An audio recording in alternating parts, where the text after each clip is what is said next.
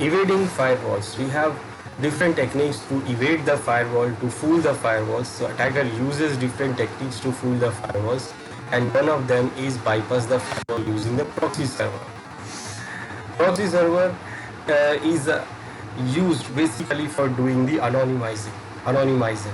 Now anonymizing, that means the user who is using or who is accessing the internet or accessing the other server, that user will become anonymized, it will become anonymous, because the other machine will not able to see the machine which is actually accessing the sources or accessing the resources or server. What it will see is the proxy server which is used by that user to do the connection.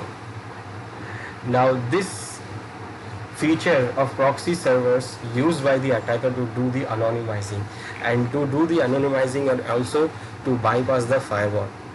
So what attacker do here, find an appropriate proxy server first. Then what, in the port box, on the tools and menu of the any internet browser, it go to the LAN and network connection tab and then click the LAN network setting, and then under the proxy server settings select the use of the proxy server for LAN, and in the address box type the IP address of the proxy server, and in the port box it types the port number that is used by the proxy server for client connection. By default proxy servers uses this 8080 ports. Then it go to click to select the bypass proxy server for local addresses checkbox if you do not want the proxy server computer to be used when connected to a computer on the local network. Then click OK and close the LAN setting dialog box, and then click OK again to close the internet options. Now what, it is configuring the browser to use the proxy server. So attacker uses the proxy server to bypass the firewall rules. Now if the firewall is blocking some particular site to be accessed or some particular server to be accessed, so the proxy server it can be used to bypass the firewall rules.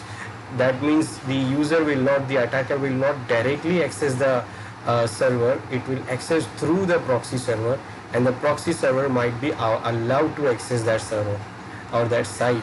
So that because the user is going through the proxy, so the server feels that the destination server feels that the machine which is using the resources or using the site, it is actually coming from the proxy, but the attacker is using the proxy to connect it. So attacker can do what, it can change the proxy setting of its browser. In any internet browser we have the setting to change the proxy server setting, proxy setting, where we can use, like in Internet Explorer, in Firefox, in Chrome, every browser has their own setting to change the proxy. Now attacker has to find the appropriate proxy. Now on internet, attacker can find the free proxy servers available. There are lots of free proxy servers available where you can find the port number and the IP address of that proxy server, and that attacker just have to do what, it has to just configure the server, configure the browser to use that proxy by configuring the proxy setting of the browser and adding the IP address and the port number which is configured on the, or which is available for that proxy server. So where the attacker will find the proxy server, it will find it on online proxy servers. So attacker can find the proxy servers available, freely available. It can just find, it will say online proxy servers, online proxy list, and it can find lots of different search results where it can find some proxy server list here, best free websites, web proxy sites. It can go here. These are the free sites which is used to do the anonymizing, which is used to do the anonymizing browsing, and then it can have the free proxy list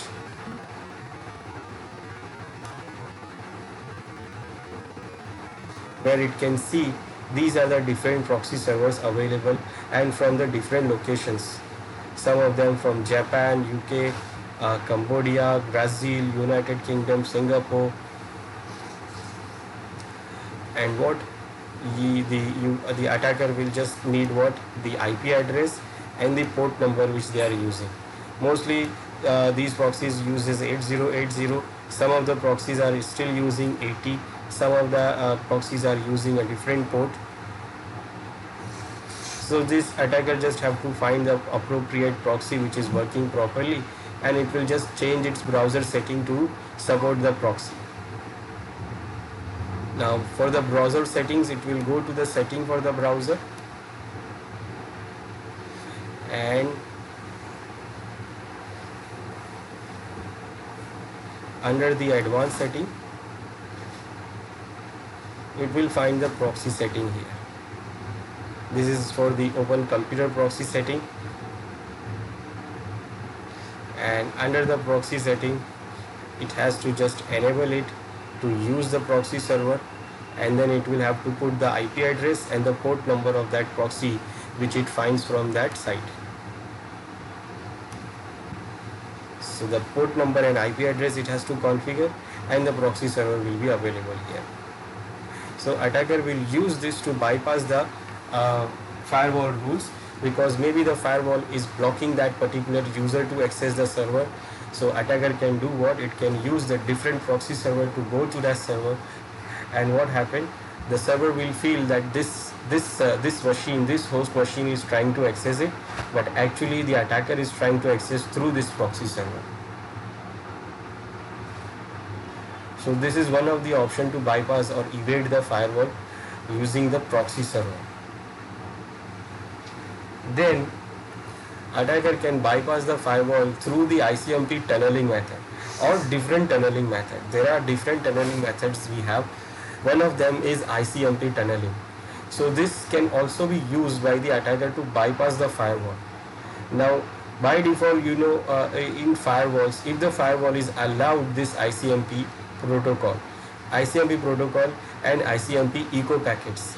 So what attacker can do? Attacker can create the ICMP tunnel between the attacker to the internet client or the internal user, and it can bypass the firewall through this tunnel. That means it allows tunneling a backdoor shell in the data portion of ICMP echo packet. Now ICMP echo packets which comes and goes, so that echo packet, it will be tunneling means very simple. It will do what? It will encapsulate the other protocol with into other protocol. Like it will encapsulate the for example FTP, data of FTP, and into another protocol, for example ICMP echo packet. So from the when you look at that packet, it will look like that it is a echo packet, but it is not an echo packet. It is inside having a different protocol packet. So it looks like echo packet, but inside it is having a different packet. Now RFC 792, which delineates the ICMP operation, does not define what should go in the data portion, because the echo packets, these ICMP echo packets only have the error messages. Now what is inside the data? It is not defined there. So inside the data, attacker can do what? It can send the payload portion. The payload portion is arbitrary and is not examined by the most of the firewalls. So thus any data can be inserted in the payload portion of the ICMP packet, and including a backdoor application. So some administrators keep ICMP open on their firewall because it is useful for tools like ping and traceroute. So assuming that ICMP is allowed through a firewall, use low-key ICMP tunneling to execute the commands of choice by tunneling them inside the payload of ICMP echo packets. So some of the firewalls or administrators do open the ICMP protocol echo packets they allow. So attacker can do what? It can add the data of the other protocol or command data or other payload into the data portion of payload portion of the ICMP packet. Now when it goes to the firewall does not see what is the data. It sees only that this is the echo request, and then it will pass to reach the client. So this is what tunneling of ICMP. Then what? Just like the ICMP, attacker can bypass the firewall through the ACK tunneling method also. Now ACK is a packet of TCP flag. Now it comes when somebody send the request of sync, Now when the user send the when the machine sends when the client sends the request to the server, so it sends a sync request, and the server sends the acknowledgement, it sends the ACK packet. Now it allows this ACK tunneling allows a backdoor application with TCP packets and with the ACK bit set. So on the packet it will be ACK bit will be set. So the firewall feels that this is the acknowledgement packet. So ACK bit is used to acknowledge receipt of the packet. Now some firewalls do not check the packets with the ACK bit set, because ACK bits are supposed to be used in response to legitimate traffic. So because it is a response of the legitimate traffic, so firewall might not check that, because what is inside the packet. It sees only that the bit ACK bit is set, so it is okay, it is only the response, but maybe it contains some data also. So tools such as this ACK CMD, you can download it from here, can be used to implement the ACK tunneling. So it can be used to create the ACK tunneling. That means attacker can create the tunnel, and it will send the commands and wrap the evil client commands in TCP packet of ACK in the TCP packet, and set the acknowledgement ACK bit on it. And when it goes to the server or client, it will send it to the client. The unaware command executes it locally, wraps output in TCP packet, and resends back to the attacker. So the command will be executed on the client machine, and also it will be resent. The response will be resent to the attacker also. Same as attacker can create, and attacker can bypass the firewall through the STTP tunneling method. In this STTP tunneling method and STTP tunneling technology allows the attacker to perform various internet tasks despite the restriction imposed by the firewall. This method can be implemented if the target company has a public web server with port 80 used for STTP traffic that is unfiltered on its firewall. So encapsulates data inside STTP traffic port number 80. So mostly port number 80 is not encapsulated, it is allowed by the firewall. Now attacker wants to do the attack, then what attacker do? It will tunnel the data, whatever the payload, it will tunnel it into the STTP protocol. So from the outside it looks like the STTP protocol, but inside it will have a different protocol data or different payload data. So what attacker do here, it will use the external web server for the organization. Like for organization, if the organization is having an external server here, web servers, so by using that web server, it can go to the inside network, in the local network or internal network of organization, because that server will be allowed to access the resources inside the local network. So attacker can do what? It can create the tunnel in that, and then it can use to access the resources within the local network. So it is very simple, it just encapsulates the data into STTP. That means port number 80. So from the outside it looks like port 80, it looks like the STTP data, but from inside it can be any other data. So why do I need STTP tunneling? Very simple, organization firewall all ports except 80 and 443, that is HTTPS, and you may want to use FTP. So firewall only allow what? 80 HTTP or HTTPS, but I want to use FTP. There is FTP also configured on the server, and the HTTP is also configured, but HTTP and FTP and all the other services are blocked on the firewall, and only HTTP and HTTPS is allowed. So attacker can do what? Inside the network, FTP client software, it will use to do the HTTP tunneling client running on the local port, and FTP data encapsulate in the HTTP packet. So very simple, the FTP data will be encapsulated as a HTTP, and when it reaches the firewall rules only allow port 80 HTTP and HTTPS, so it will be allowed through the firewall, and then on the other side, the HTTP tunneling server software running, it will de-encapsulate the packet, and then it will see that this is the FTP data. So it will do what? It will send the data to the server, and FTP commands will run there, and then whatever the response comes, This tunneling HTTP tunneling software will again encapsulate that data into HTTP and send back to the internal user. So why the HTTP tunneling is needed? Because HTTP mostly allowed on all the firewalls, HTTP or HTTPS, because they have web servers. And these are the tools we have to do the HTTP tunneling: HTTP port and HTTP host.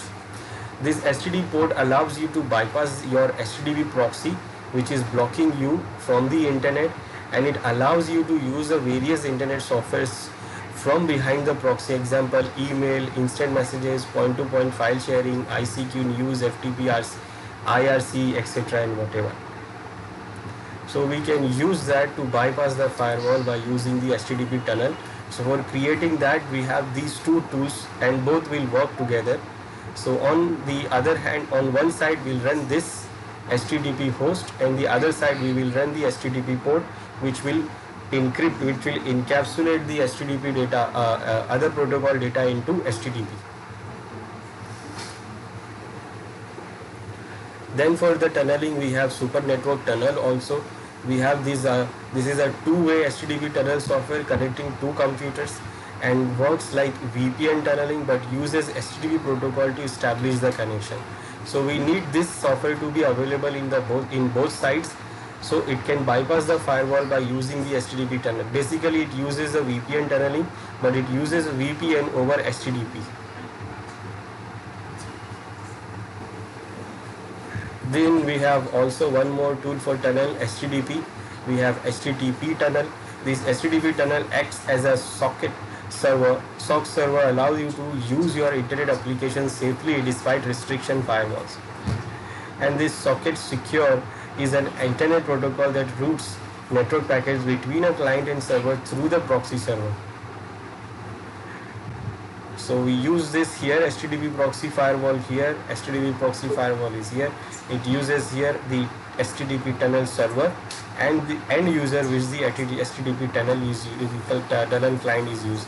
So this is the two software we have. We can use it to configure the tunnel also. One more option for the tunneling is available, that is SSH tunneling, bypassing the firewall through SSH tunneling method. Now the SSH is more secure because SSH uses the encryption. So attackers use the OpenSSH to encrypt and tunnel all the traffic from a local machine to a remote machine to avoid detection by perimeter security controls. And it is also because it is encrypted. So because the communication, all the communication happening from one server to other server, and that is secured and encrypted. So the firewall is not able to understand that what data is going. So through the SSH, it can send FTP data, telnet data, SMTP data. It can send, and it can tunnel through the SSH tunnel. It can send the data to other server. Now SSH is basically available for Linux machines. So this tunneling technique is useful for the Linux machines where the server is Linux machine and we want to access the other protocols on the server. So we can tunnel through the SSH, we can send the data through the tunnel, we can send the DB server data, mail server, TCP server, application, web server, whatever data attacker can send from here to there by using the tunneling, by using the SSH tunneling. So SSH do what? When you connect the client to the server, what it will do, it will create the secure tunnel of encryption. So within that tunnel, it can send, the attacker can send any data, it can send any other data. For example, for doing the SSH tunneling, from the client side, SSH we can the attacker can run this command: SSH F with this user account on this server, and the local port will be 5000, which is from this site, and it will be redirected to this site on this port number 25, and -F, and this is a background. F-S is for the background mode, that means the command will go background. Then this user at certified.hacker.com is the username and server you are logging into, -L, and this 5000 this certifiedhacker.com colon 25 is a local port. First is the local port 5000, then the host, and then remote port, which is 25. And an option is to do not execute the command on the remote system. It will execute locally. So after doing this, it will create the tunnel between this server, this client machine to the SSH server. And then after doing that, attacker can send any data within that tunnel. So this forwards the local port 5000 to port 25 on this certifiedhacker.com encrypted, and simply point your email client to use a local host, that means 127.0.0.1 on port number 5000 as the SMTP server. So you whatever the data you send on to local port 5000, it is going to send on this remote port 25 or whatever the port you want on this remote server. Then to do the SSH tunneling, we have Bitwise also. This Bitwise SSH server provides secure remote login capabilities to Windows workstation and servers. Now remember, Windows servers or Windows machine does not have any SSH server available. We can use SSH as a client from Windows machine, but SSH server is not available in Windows. SSH servers are only available in Linux machines. So this Bitwise can do what? It can give you a SSH server and also as a client on Linux, on Windows machine. So SSH client includes powerful tunneling features including dynamic port forwarding through an integrated proxy and also remote administration for the SSH server. Then attacker can bypass the firewall through the external system. Now external system means what? The legitimate user works with some external system to access the corporate network. That means this is the internal network, corporate network, DMZ is there, and then this is this firewall located here, and the legitimate users sometimes access their resources within the corporate network from outside the network, like they can access it from the internet. Now administrators of the network configure their network to be accessed from the internet also, so that the users, when the legitimate users goes on the site and when they are working on site, so they can use the resources, they can connect the network within the corporate network and they can use the resources there. They can use the file server, mail server, web server, database server from within the corporate network. Now this is what the legitimate user. Now attacker do what? It will sniff the user traffic, steal the session ID and cookies, and attacker access the corporate network bypassing the firewall and gets Windows ID of the running Netscape Mozilla process on user system. So attacker then issue an open URL command to the found window. User web browser is redirected to the attacker's web server, and the malicious code embedded in the attacker's web page are downloaded and executed on the user's machine. So it is what attacker do. Actually attacker will come man in the middle with this, do the man in the middle attack with this legitimate user, and then sniffs all the traffic from there and then try to capture the session ID and cookie. Now with that session ID and cookie, when the legitimate user is connected, it will use that session ID and that cookie to access the corporate network, and it will try to bypass the firewall by using that session ID and cookies, entering into the browser URL open command, and it will use the browser is redirected to the web server. Now user's browser will be redirected to this malicious server, and with the code in the malicious code in this server, it is embedded with the malicious code, and in the attacker web page are downloaded to the execute on the malicious on those users. So first attacker sniff the data, then it will send the response to this user A, and the user A will redirect it to the malicious site, and the codes will be executed on that user account, on that user's browser, and that user will be hacked. Now bypassing the firewall through content. In this method, the attacker sends the content containing malicious code to the user and tricks him or her to open it so that the malicious code can be executed. Bypassing, like doing the social engineering. And using the social engineering technique, they can send the malicious code and content to the user and trick them to click on it.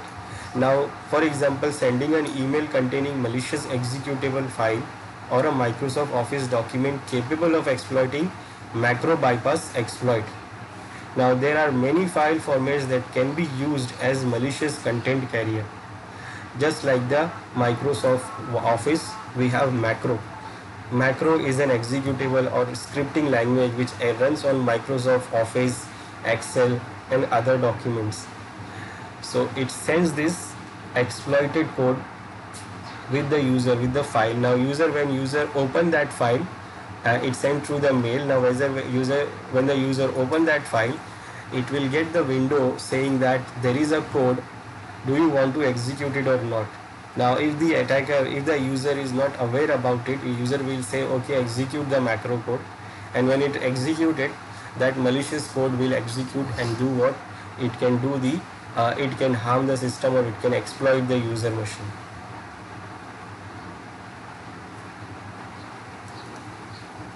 Now we have different tools to do the evading of firewall and IDS. So there are multiple tools available to design the packet, like first Traffic IQ Professional. This Traffic IQ Professional enables the security professional to audit and validate the behavior of security devices by generating the standard application traffic or attack traffic between two virtual machines. This is just for the analyzing, but attacker can also use this to evade the firewalls and IDS.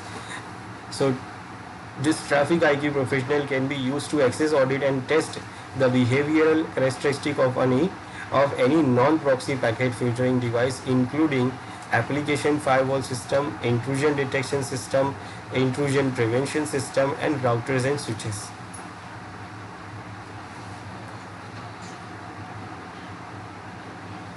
Then there is another tool called TCP over DNS. This is a tunneling tool.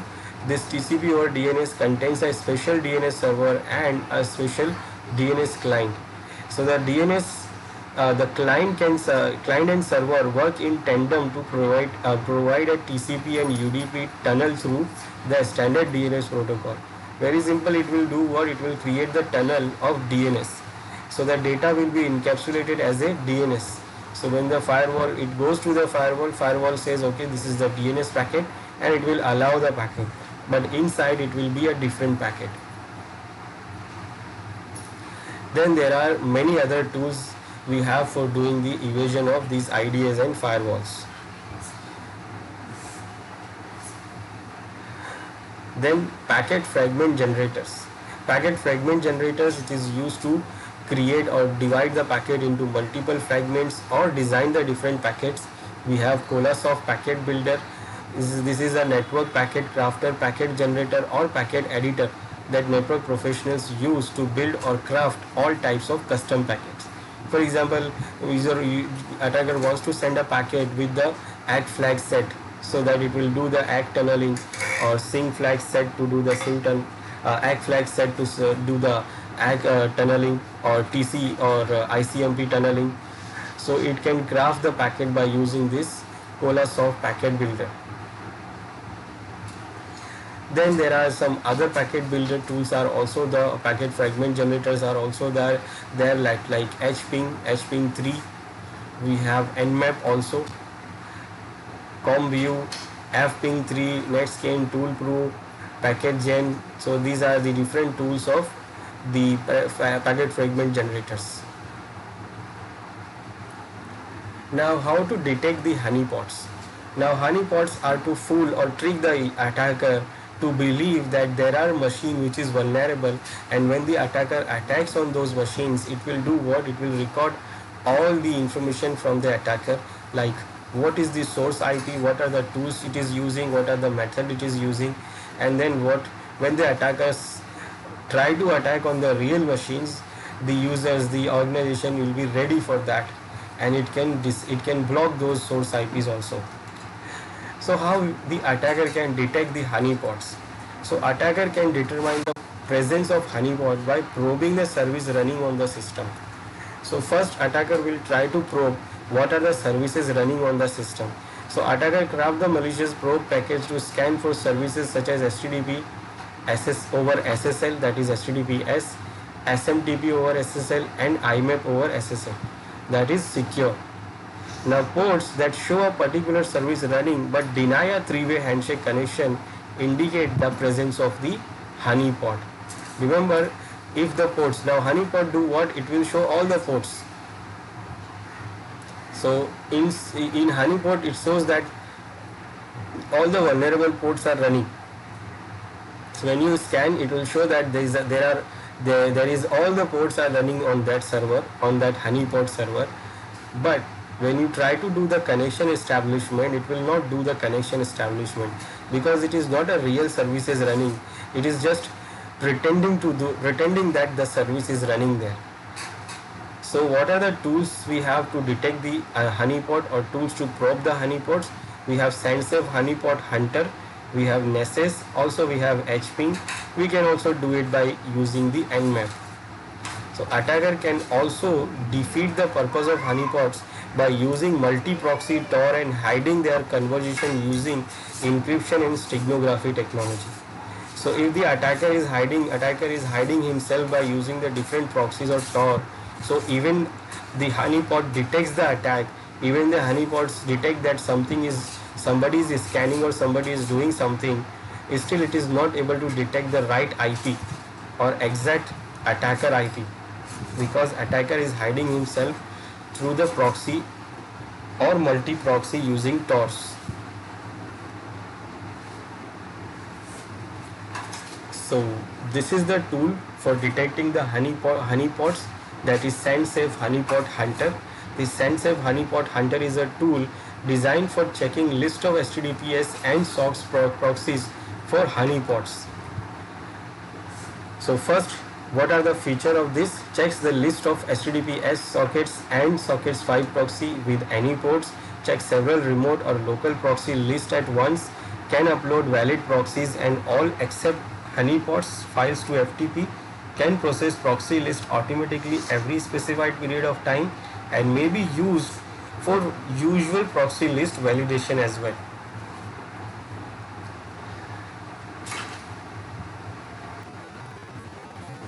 Okay, now what? First we'll see how we can configure the IDS and how the IDS works. So there is lots of different IDS softwares we have, and one of them is Snort. Snort is available, it is open source. We can use Snort to configure it in our Linux machines or Windows machines also, and we can use those Windows or Linux machine by configuring the Snort as a IDS. We put that machine into the gateway and then we can detect or we can sniff. It is basically the sniffer, so it will sniff the traffics and detect the attack pattern. Now Snort, we can get it online and we can configure it for both Windows and Linux, but basically it is for the Linux system. So for Windows system you have to change lots of things because basically it is designed to work on Linux system. This is the official site for the Snort, snort.org, where we can download the Snort, the latest version of the Snort we can download, and also we can download latest rules also. Now designing the rules, we can manually configure the rules, but it is a good idea to download the rules directly from the site.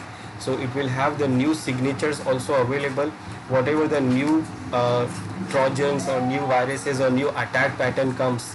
So it has all the signature with of those things which we can use to create the rules, or definitely it is directly the rules we have available here. So we want to download it, so we can go for the downloads also to download it. Now remember, it is open source, but it is not free. Remember, open source does not mean that you will get it free. So what you will get here,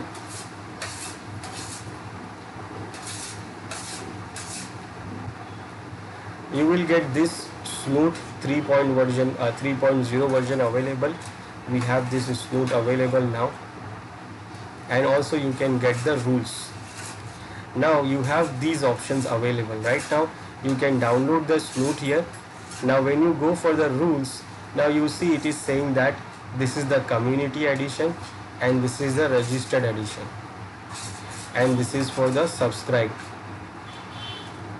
So for using the registered or subscribe, you have to sign in for it, and you have to pay some amount of money.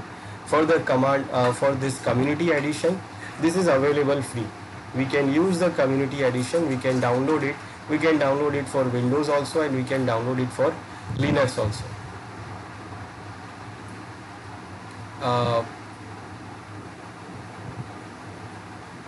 Let's try this.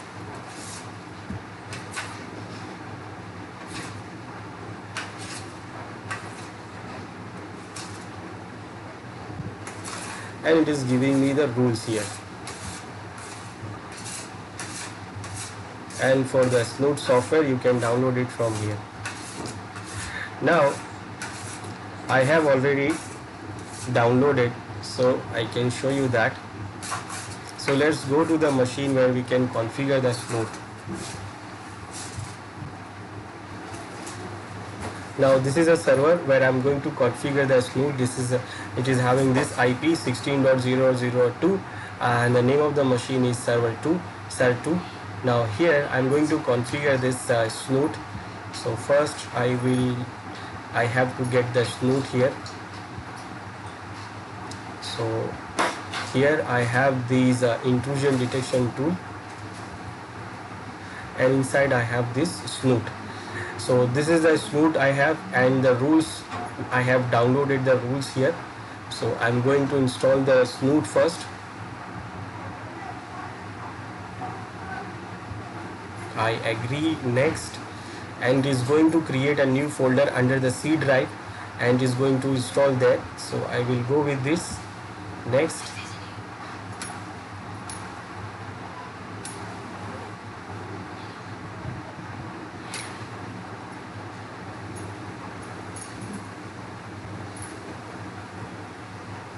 Now it says Snoot has been successfully installed, and what? Okay, I say.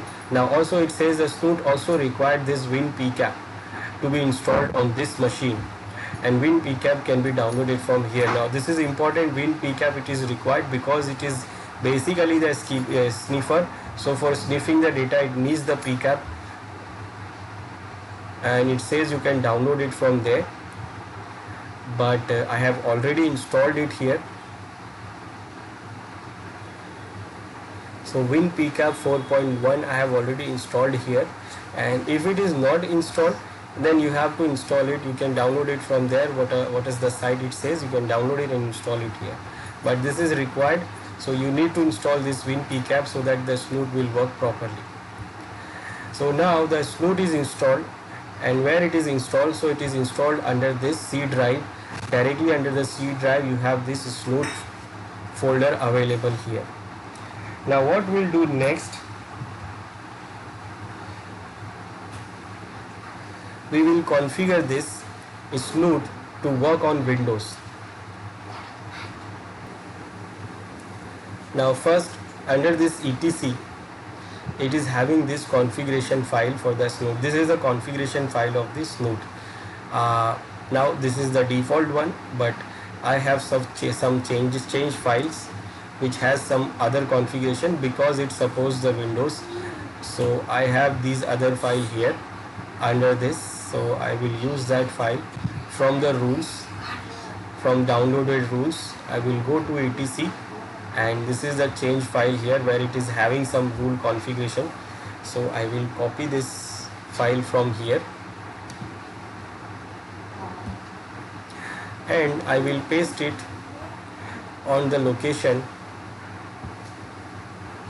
on the real installation path. Under the installation path, like it is installed under the C drive. Under the C drive, this Snoot folder is there. Under there you have etc, and there is a file there. I will paste the file here. I will overwrite the file here. Now there is a change here between these two files. If you want to see what is the change,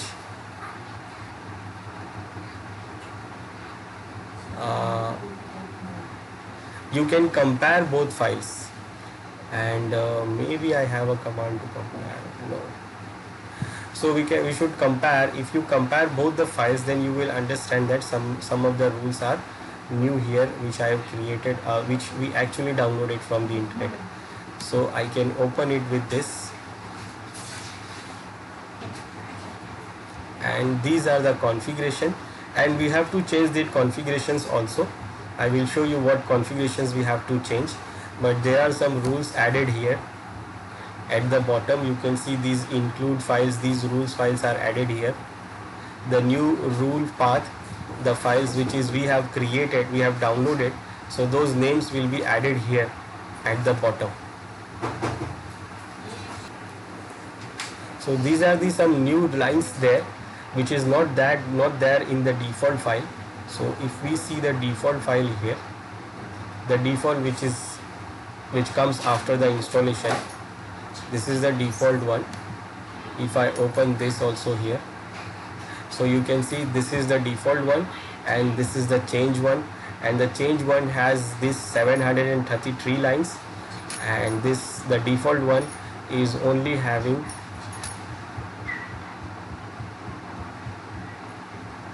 only having 689 lines, because there are some rule files not mentioned here in the default one which I have mentioned into this change file. So I will copy this change file into the location of the original file. So this is the original file here under the main installation directory, and then the changed file I have here under this directory, under the directory of rules. So I will copy this from here and I will paste it on here, and it will overwrite.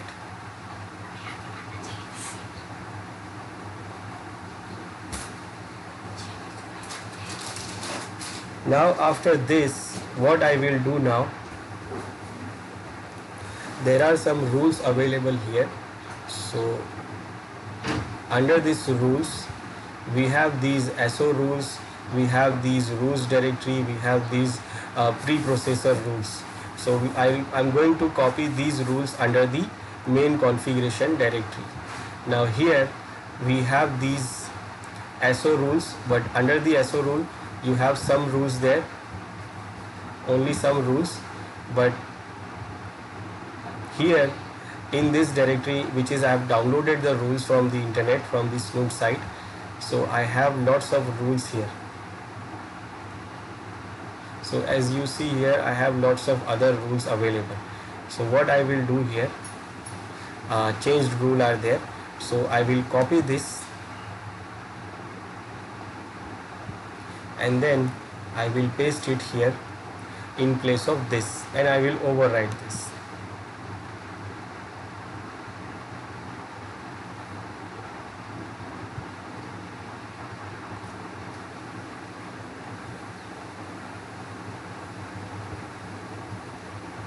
And I will overwrite this, replace this.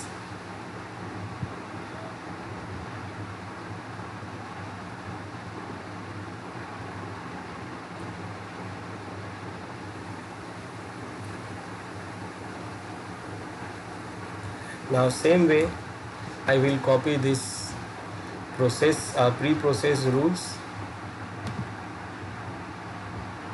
and I will paste it here in the main configuration directory and overwrite replaces.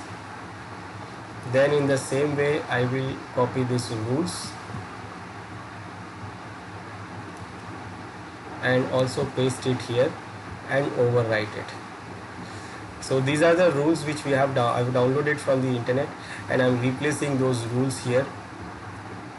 So these are the rules we have, and at the end of every file it says .rules. Now after doing this, we are going to check that our Snoot is running properly or not. So after this we are going to see whether our Snoot is running properly or not. So what I will do, I will go to the installation directory, and this bin I will start the command prompt from here. Now for starting the command prompt from here, we do what? We'll do press the shift key and right click on it, select the bin directory and press the shift key and then right click on it. So it will give you this option that open command window from here. Otherwise it will not give you this option if you only right click on it. you will not get that option. So if you want to open the command prompt from this directory, you have to press shift and right click and then open command window from here. Now what that means is actually it is running the command window from this directory.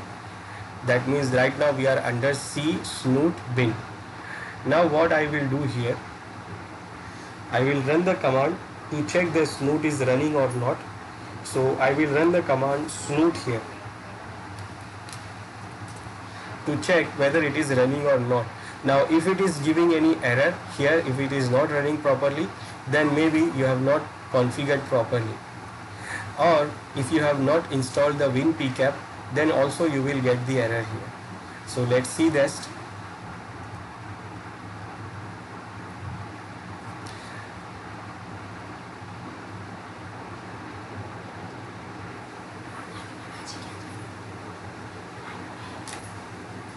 Now what is happening here, it is actually configured, it is running properly. You can see it is initialized properly here. Okay, I will press Ctrl C here. Okay, now what is happening here,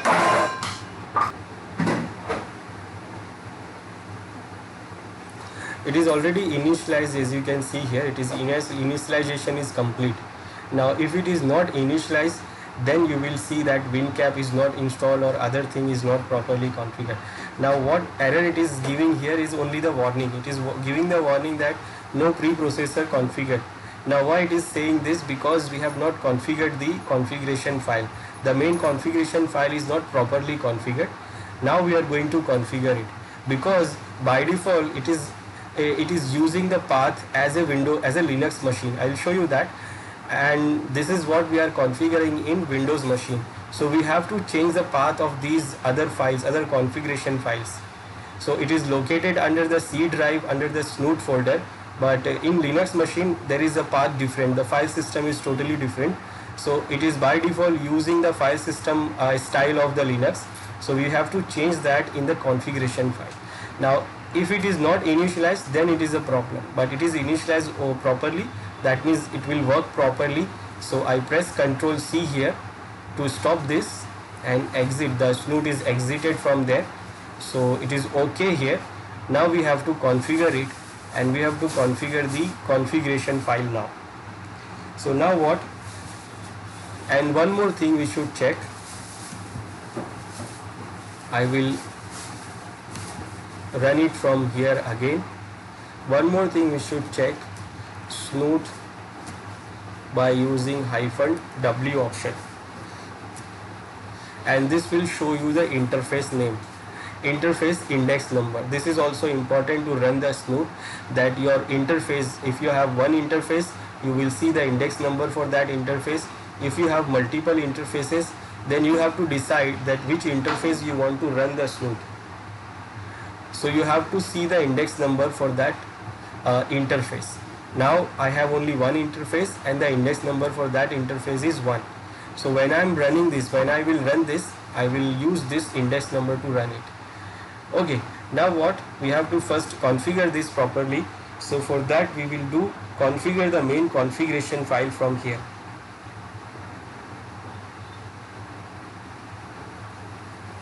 And before that, let's check this snoot, that it will detect something or not. I will do what? I will try something here. I will try by using snoot -dev, and the device number is 1. So device interface number is 1. So I will try to see. Okay,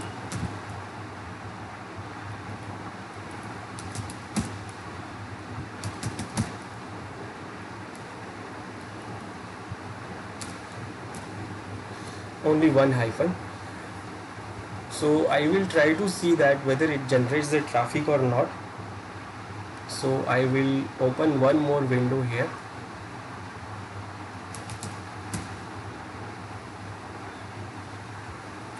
And I will try to ping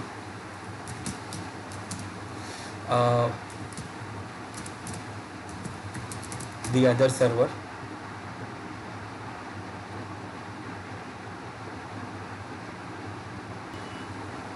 So this is just to see that whether our snoot is detecting the traffic or not.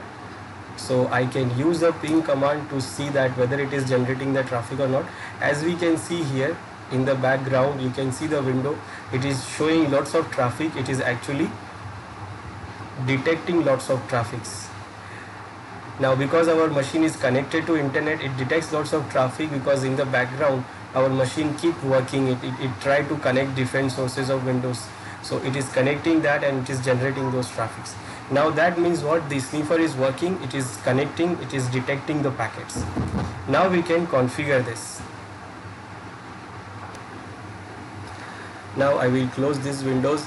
Still it is giving the error in between. We can see the no processor pre-processor configured for policy, so it is saying that. So we have to fix the problem. Now what we will do here, we will open the main configuration file. So I'll go to etc and I will open this main configuration file, and I'm opening it with this Notepad++. Notepad++ is actually the editor. It is just like the Notepad, but it is good for the programming. It shows you everything in line. Okay, let me first close this all and I will start this only. Okay, now first what I will do here, so this one gives you the line number also, so that you can see where you are configuring and what you are configuring. Now first what I will do here in this, these are the all configuration. Now first it says the setup 1, set the network variables. In this step 1, first you have to set the network variable. Now for the network variable, what I will do here, I will configure my IP address for the variable, for the variable of home net. So this is what the variable home net. Now home net, that means our home network. Now here I will add instead of any. Now any means what? For any IP, but I want to mention my own network here. So I will mention my machine IP here. So my machine IP is this. Now this is the variable it is configuring. Now variable means what? This home underscore net means what? This IP. Now in the configuration file or anywhere in the configuration, anywhere in the rules also, whenever this variable comes like home underscore net, that means this IP.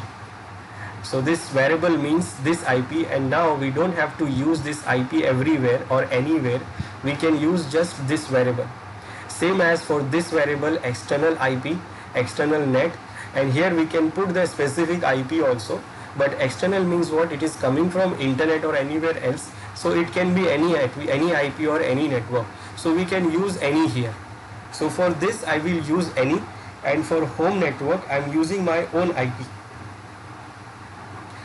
Now for other IPs, like for example for DNS server, SMTP server, HTTP server, we can add different IPs also. We can add the IP which is our DNS server's IP. So if our DNS server is there, so we can add the IP of that DNS server. So the snoot will know that this is our DNS server. If we have SMTP server, so we should add the IP of that SMTP server. So our snoot will know that this is the SMTP server, this is the HTTP server. Right now it is using the same variable home net here. Now home net variable, that means this is the IP. So it is going to use this IP for all these services. That means the snoot will assume that this is the IP for all these other services. Right now it is not available, but we don't have to change it. So if you have those other servers like FTP, HTTP, SSH, Telnet, SQL, web server, SMTP, DNS, so we can mention the specific IP for that. Now if it is not there, then we should leave it as a default. Now we have to mention the path for the rule files. So for that I will go down here. Now here, this is important. This is what I was saying. For the rule path, that means where it will get the rules. So where it will get the rules, now first these lines are comment. These lines which is starting with the hash is comments, That means when the snoot read this file, it will ignore these lines. These lines will be effect, which is not commented. Now in these files, it is getting the path for the rules. Now rules path is saying this. It is saying 2 backslashes and then this slash under slash rules. Now this is actually the Linux path. But in Windows, we don't give path like this. In Windows, we give path like this. And it is saying here, note for Windows users, if you are advised to make this an absolute path such as this. That means if you are configuring this snoot in Windows, then you have to make sure that you give the absolute path like this, because a snoot is installed under the C drive under the snoot directory, and under the snoot directory we have the rules directory for the rules. So we have to make this absolute path here. So I will remove this, and this is because those errors was coming. And then snoot, and this slash is also not right. It is forward slash is for Linux machines, and in Windows we use backward slash. So this path is wrong, so we change this one. Then also we will change it for this SO rules. This directory is also under the same snoot directory, so I will mention that also. These directories are these. Under the C snoot, we have these rules directory, we have the SO rules, we have the preprocessor rules. So that is what we have to make sure here. Then for this preprocessor rule also, it is under C drive and under the snoot directory.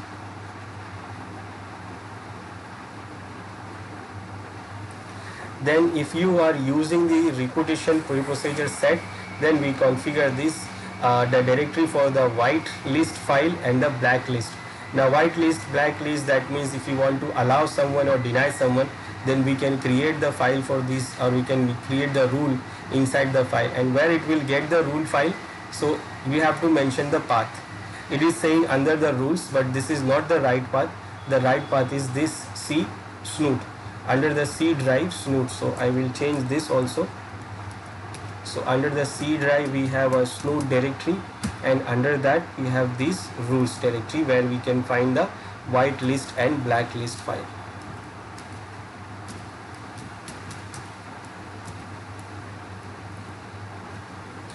Now after this, what I will do now, I will create the file for the white list and black list, just a blank file, so that it can detect that files.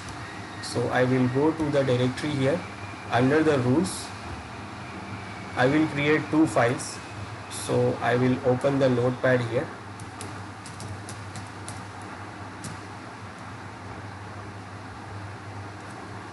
And I will create two files. I will save this notepad as, because it is not a text extension. So I will go for this file, and I am going to create under the snoot directory, under the rules directory, and the name for the file will be the black list and white list. So white underscore list dot rules. So we have to mention the dot rules so that it can detect the file, the snoot can detect the file. Then I will save one more file for whitelist under the same directory.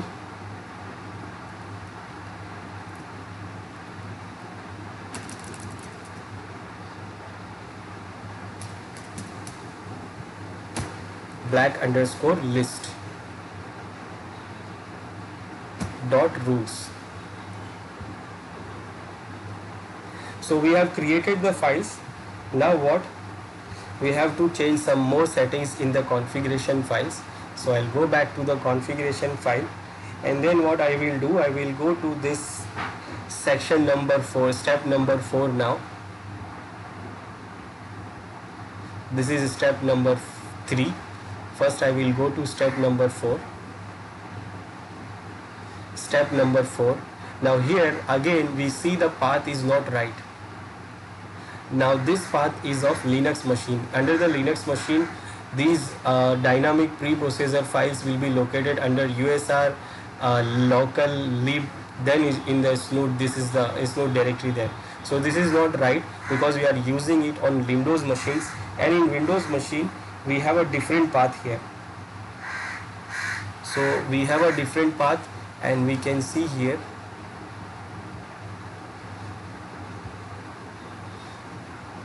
under here we have this lib directory. So under the C drive snoot folder we have lib directory, and under the lib directory we have these two files, dynamic dynamic preprocessor and dynamic engine. So we have this dynamic engine file, and also we have this preprocessor directory where we have different DLL files. So we have to mention this path. So first we change the path for dynamic preprocessor, and which is this one. So this dynamic preprocessor path is wrong, so we have to change it, and the slashes are also wrong, so we have to change it completely. First I will remove this slash. This is the slash, this slash is right, and this lib directory is under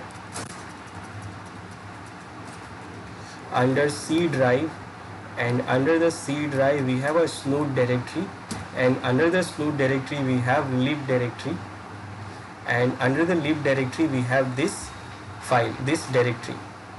So we can see that this is the right path, that C snoot lib, and then this is the directory name. Next we will change this engine file. Now this is also the wrong path, so we have to make sure the path is right. So I will change it. First the slash is not right, and this one is also under C drive and snoot. So under C drive, under the snoot directory, and then under the snoot directory we have the lib directory, and under the lib directory we have this snoot dynamic engine, and this is the file. Now file name is also different. If you check here, I'll go to the lib directory and dynamic engine file. So the name is different here. Now what is the different here? This name is having libsf underscore engine.so. Now .so and this lib is actually the Linux style. In Linux basically you have the files like this. So the library files will be named as a .so file, but in Windows the library files named as a .dll. So what we have to do here, we have to make sure the name is also right. So I will change this .so to .dll, and then I will remove this lib also. Now this is the right name and right path for the file, and we can verify here that this is the name of the file, sf underscore engine.dll, which is under this directory.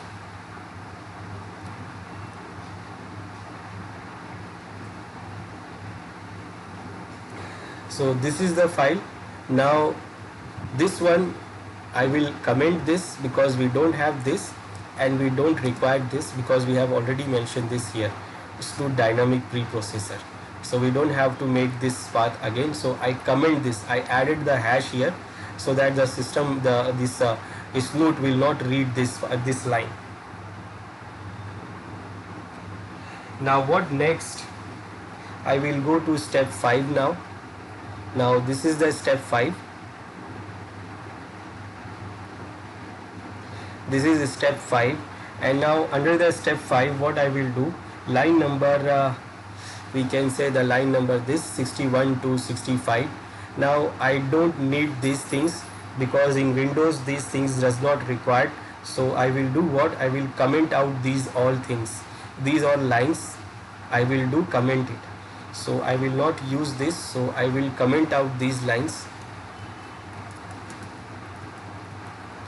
So I am adding the hash before these lines so that it will not work, it will not be read when the system, when the snoot runs, then it will not read these files.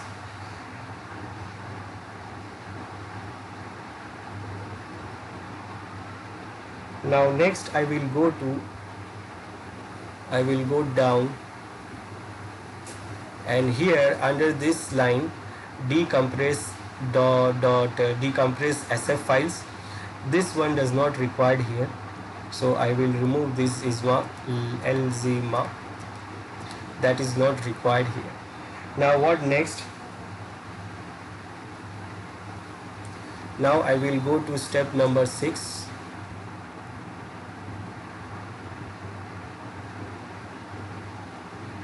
And this is the step number 6.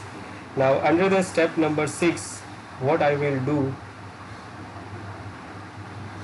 these line number 31 and 32,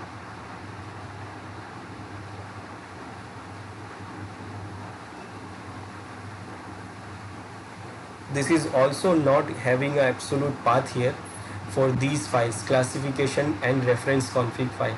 So we have to mention the right path for this file also. It is only giving what the path, the name of the file. So we have to mention the right path of the file. Now where these two files are located, so they are located under the etc directory. So under the main configuration directory, if you go to etc directory, you can see this classification, and also you will see the reference.config file. So these two files are located under this location. So we have to mention it here properly, because it is a Linux style, so it take it like a Linux path. So we have to make sure that the path is absolute right, so that it will detect the file from there. So the file is under etc directory, which is under the C snoot directory, under the C drive, under the snoot directory. Under that directory we have etc, and under that etc directory we have these two files. Then we have to add new line here that is not available here for creating the alert. So for that I will add the line here just after this for output, and output for alert, and alert underscore fast, and that will be added into the file name alert.ids.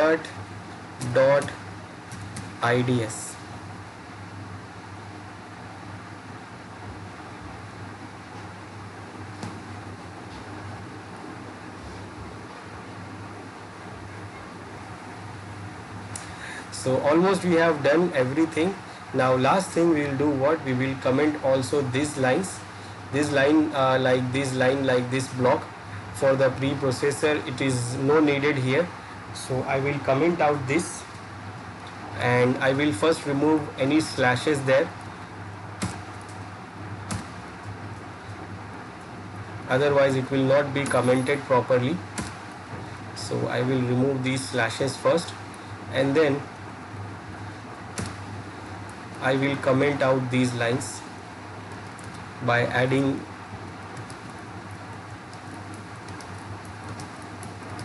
these hashes there.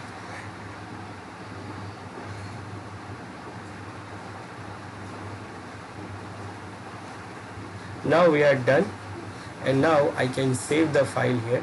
So I will save now this file, and then I will close this configuration file.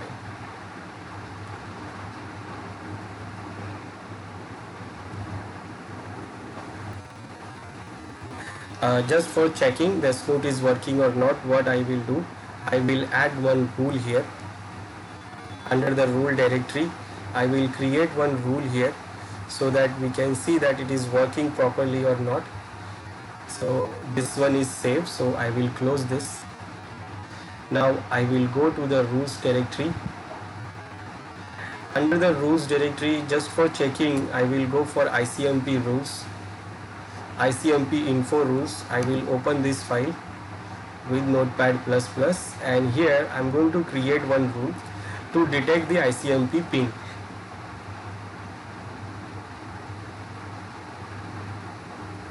and that will create only alert.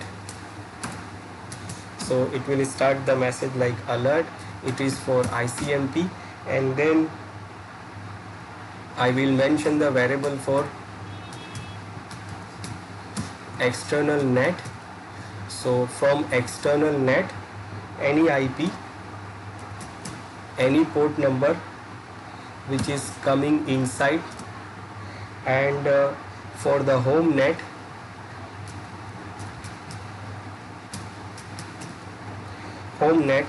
and for our server IP,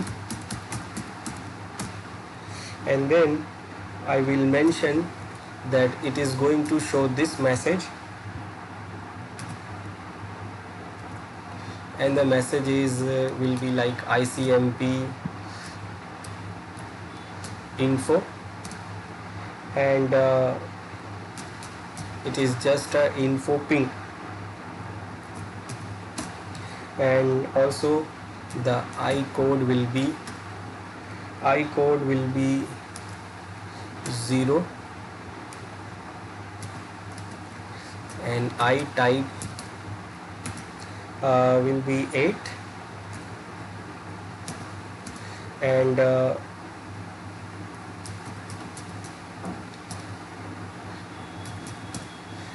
reference. Now reference is from the IFC standard, or the standard reference. I'm taking it from the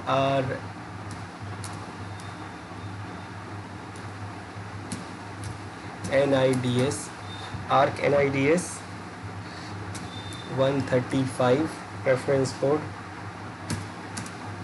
and then reference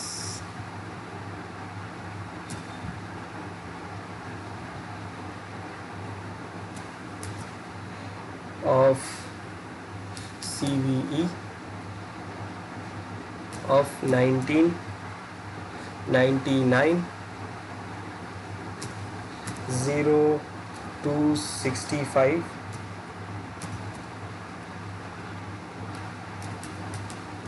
and class type will be but unknown,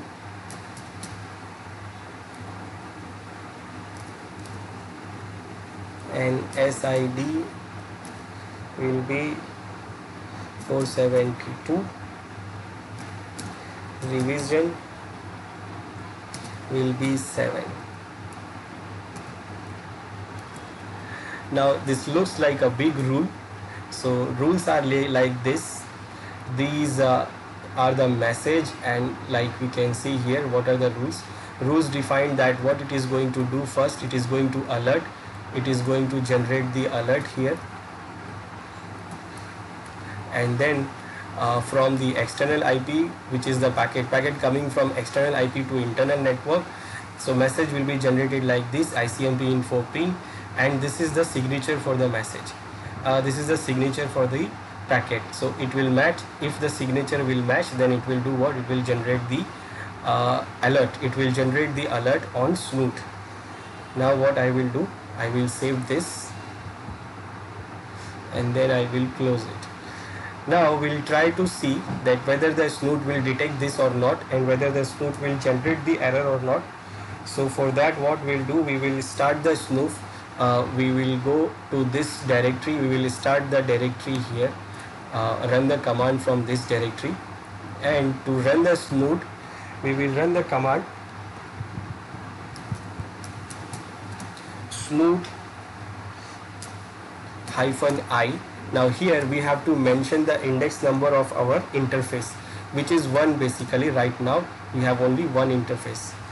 Then this is the interface which we want to listen, which we want to sniff the data.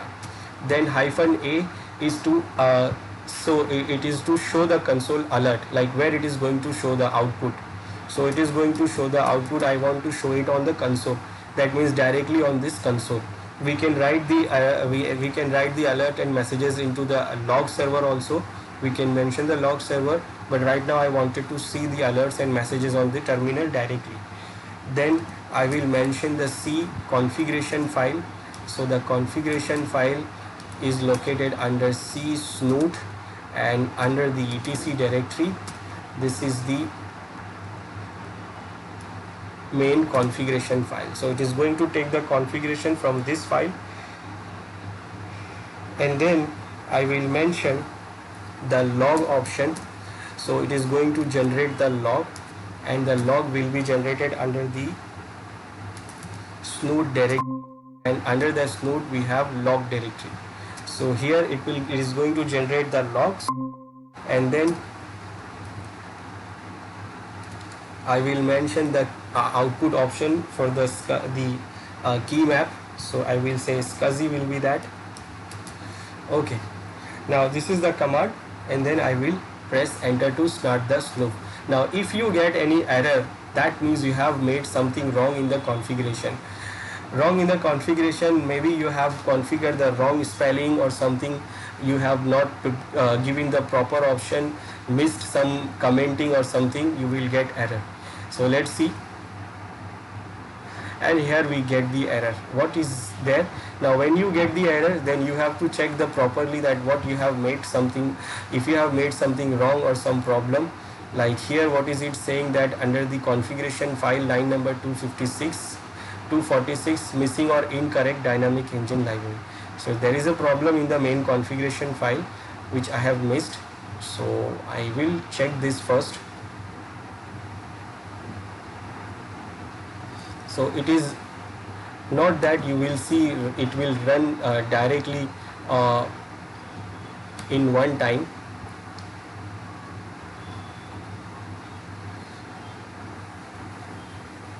So we have to see what is the problem here.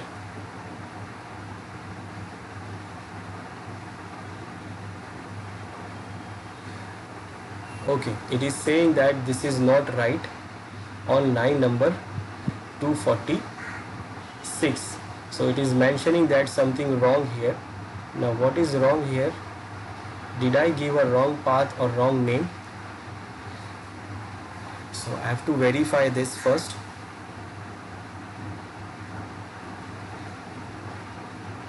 Snoot, under the snoot lib directory, the path is okay, and under the path, this is the name. Now what I will do, I will copy this directly from here so that there is no chance of getting it wrong.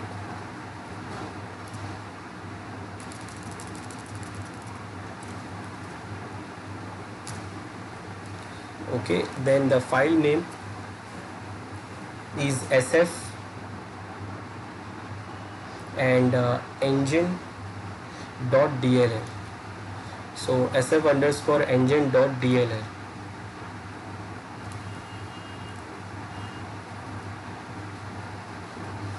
Okay, I hope it is right now.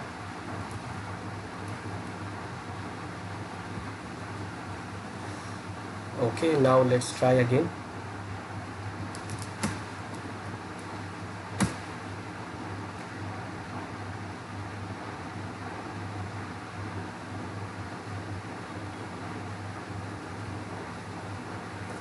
Okay, it is not right.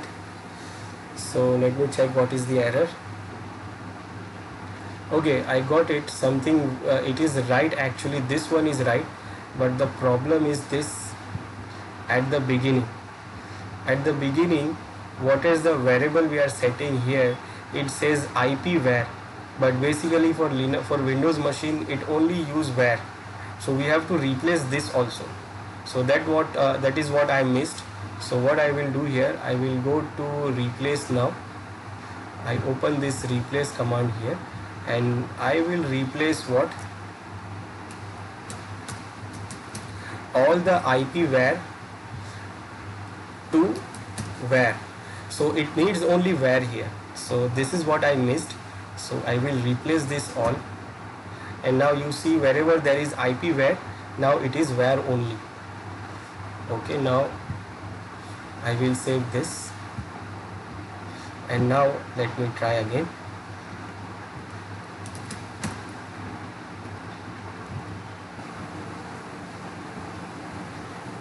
So now I will run it again. I fix the problem now, and now I can run now. So this is just to start the snoot, and this is the interface number, index number, and A for console. It is going to dump the logs and alerts on the console. This is the configuration file it is using, and the log file will be generated under this directory, and this is the architecture key format which is using ASCII. So I will give enter here,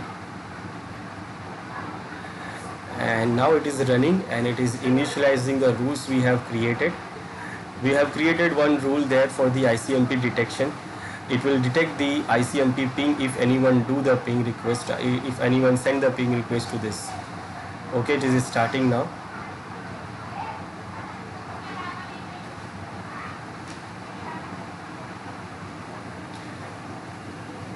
It is initializing,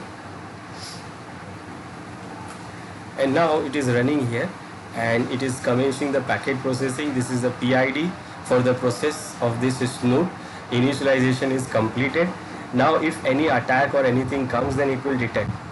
So we have created this rule here for the ICMP. It is to just detect the ICMP ping. Now what I will do, I will go to the other machine. I will go to the Kali Linux, and I will do ping this machine to check that this snoot is detecting that or not. So I will go there. Now I am here in Kali Linux. So what I will do, I will ping to this the machine which is running with this snoot. So I will just use ping here and the IP address of that other machine. Now this one start pinging continuously because it is Linux, so it will continuously ping automatically. Now we'll go to the snoot machine. We'll go to the server and check the snoot is detecting this ping or not. Now here we can see that it is detecting that ping. And what is the message it is showing? It is showing that ICMP info ping. That is the message which we have created here. That this is the message. Show me this message if this thing happens. So it is showing this message here saying that this is the attack happening, and this is just a ping attack. Now I will stop this. Now I will stop it from here, Kali Linux, and then I will go to that server first. And now it is also stopped. Now I will press Ctrl C here to stop this. Now this is stopped. Now what it do here, it will log the information under this directory, under snoot, under the installation directory, C drive snoot, and under the log directory it will log the information with that IP. This is the IP address of that Kali Linux. When you go inside, you can see this is the ICMP echo log here. So when you open this, you can see what happens there. You can see these the package are coming. This packet is coming from this IP address to this server IP address and the other information about the packet. So each and every packet which it gets, it shows the information about those packets. So here you can see under the log, you can see what attack and what packets have come. Now this is just to see that. Now what I will do here, I will create new rule for the other thing. I will create a new rule here. I will go to rules and I will create a rule for the brute force attack. Now attackers do the brute force attack, online brute force attack or online dictionary attack on this other services like online services. We have SMTP, FTP. So this snoot can detect that. Now for detecting that, first we have to create a proper rule. So I will go to create a rule for the FTP. So I will check the FTP rules file is here. So I will open this file under this notepad. Now there is no rule here, so I'm going to create one rule here about the brute force dictionary attack. If anyone try to do the attack on the service, so it will generate the log. It will generate the alert will be generated by the this snoot. So first the rule will be like this. First it is for alert, and the protocol is TCP because FTP uses the TCP. Then I will mention the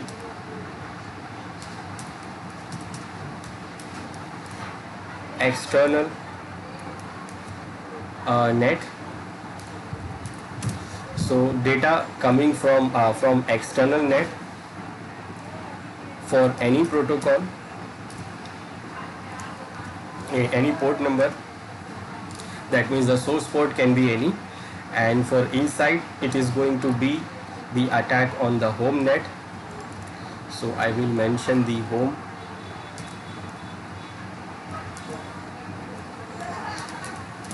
For home net, and for home net I am making this rule for FTP. So port number will be FTP, that means the destination port will be FTP.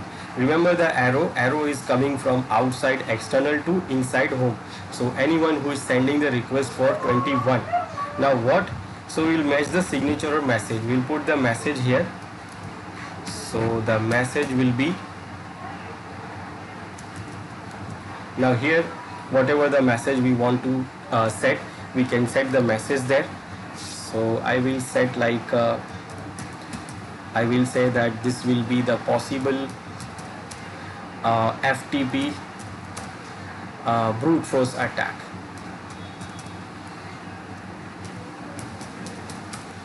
Brute force attack. So this is the message it will show. Now metadata I will set. Now I have to define this that the characteristic and the signature of the attack. So metadata will be service, and FTP data,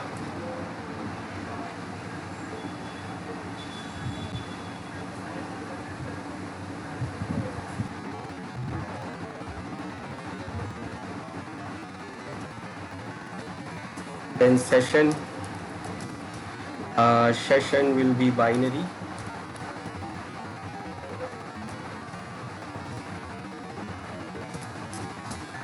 and then I will mention the SID for it.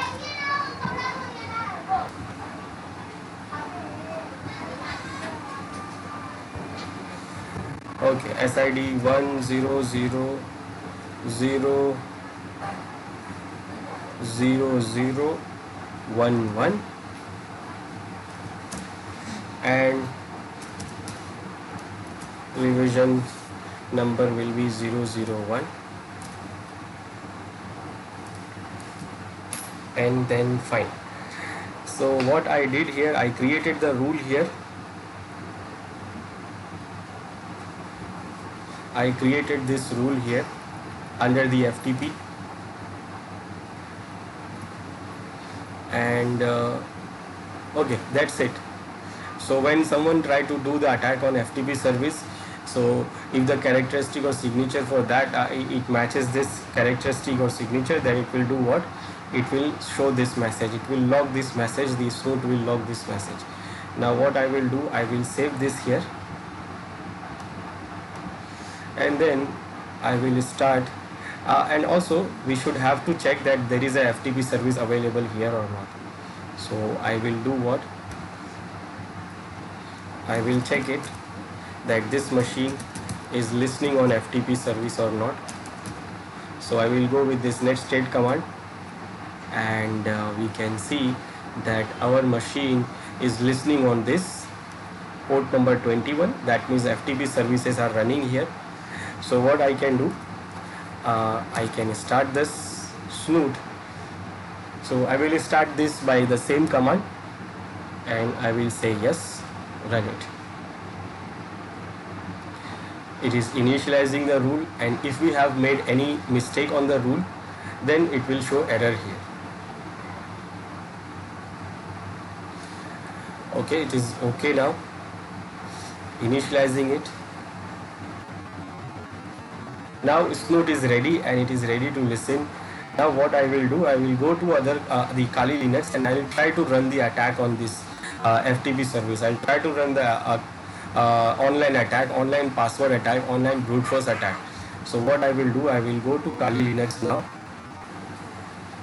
So from here I will try to do the attack, and for that I will use the tool Hydra. And for Hydra we use -L for the user list. I'll show you the help here. So this is to do the attack. We can use capital L for the login brute force, username brute force, and capital P for brute forcing the password. So I'm going to do that. So Hydra, then -L, then I will mention the password file, which is under this username file. This is the file which I have all the usernames, and then I will mention the password. For password I have a file which contains all the passwords or possible password. So this file has a possible username, this file has a possible passwords, and where I want to do the attack, so I'm going to do the attack on FTP, and this is the IP address of that server. And now it is initializing the attack, and it is starting the attack now. Now we'll go to the server and we'll check that our snoot is detecting this or not. And now here we can see it is detecting that attack, and you can see that it is saying possible FTP brute force attack. Now it is actually showing all those passwords which is tried by the Hydra. So Hydra is trying lots of combination of different usernames and different passwords. So it is trying the it is taking the username from the username file, then matching the password from the password file, and it is trying to log into the FTP service, and it is sending the request to this FTP service. Now Hydra is detecting that someone is trying to do this, and it is possibly the brute force of FTP, brute force attack on FTP. Now I will stop this. We can check the log here. So this Kali is still doing the attack. So I will do what? I will Control C. I will stop this. Or even if the username password will be there, then attack this Hydra can detect that. That is a different thing. Now we'll go to this server again. Now we can see the attack is stopped. Now all the information is being logged.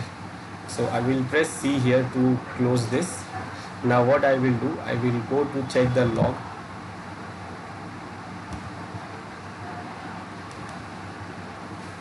Again the attack is coming from the same IP. Now here we can see the attacks. These are different attacks files there, log files. So if you check one of that for the session, so you can see what it did here. It tried these user and password. We can see the user and password what that attacker has tried.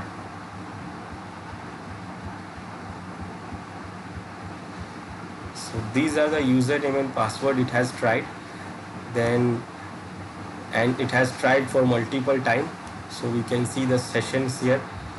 Then we can see here the detail about that under this TCP file. We can see the detail about that this is the brute force attack. It is coming from this server, this site, this IP, and it is coming to this, and these are the characteristic of that packet. So it is logging all the informations there, and also logging what are the password and username it has tried. So this is how this brute force, this snoot works. It is an IDS tool, and I do what? It detects different kind of attacks based on the rules. It's very simple. You just have to add the rules with the signatures. So it will detect if anyone try to do those kind of attacks. So we can we have to just make sure the rule is right. So if the rule is there, so it will detect those attacks, and it will log all the information, and also it can do what? It can generate this on console. Directly it is shows on the console. We can see because we have given this command to dump the information on the console, and also we have set that to log it into this log directory. So it did create the logs also, and it shows on the console also. So this is what the snoot, this is how we can configure the snoot. This is IDS. and this is how it will detect every kind of attack based on the different rules.